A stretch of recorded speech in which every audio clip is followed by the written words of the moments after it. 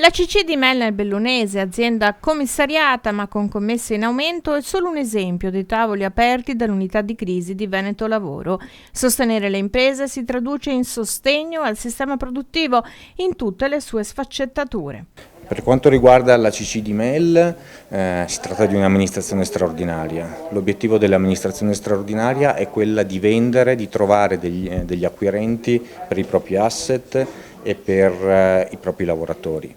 La capacità del sito produttivo è quello di continuare a produrre, continuare a mantenere quote di mercato e quindi sostanzialmente ad essere competitivo ed essere appetibile per possibili acquirenti.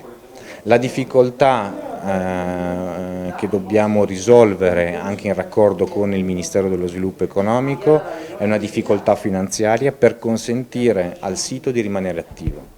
Quindi per consentire che l'espletamento delle manifestazioni di interesse, comunque della cessione pubblica trasparente del sito, avvenga nelle migliori condizioni, quindi in termini di competitività e con acquirenti disponibili a investire per il rilancio dello sito. A che punto siete? Siamo in stretto raccordo con il Ministero per comprendere e per individuare lo strumento più utile e più opportuno per garantire la finanza all'azienda. Ci sono altre crisi all'orizzonte che possano comportare, visto che adesso c'è lo sblocco dei licenziamenti, possono comportare insomma degli esiti per i lavoratori?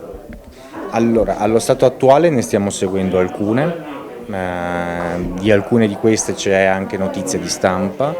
Diciamo che l'elemento comune delle situazioni di crisi che stiamo seguendo è l'approccio condiviso con le parti. La crisi pandemica ed ora lo sblocco dei licenziamenti, che impatto avrà sulle imprese?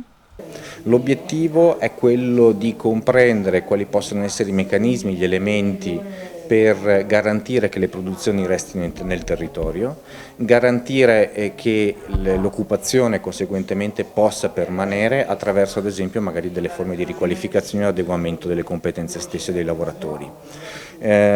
Possiamo dire che il modello che abbiamo implementato in Veneto nella gestione delle crisi è in termini coordinati con le parti, è un modello che molto spesso trova delle soluzioni, che molto spesso è in grado di individuare quelli che possono essere degli elementi per riqualificare una situazione aziendale.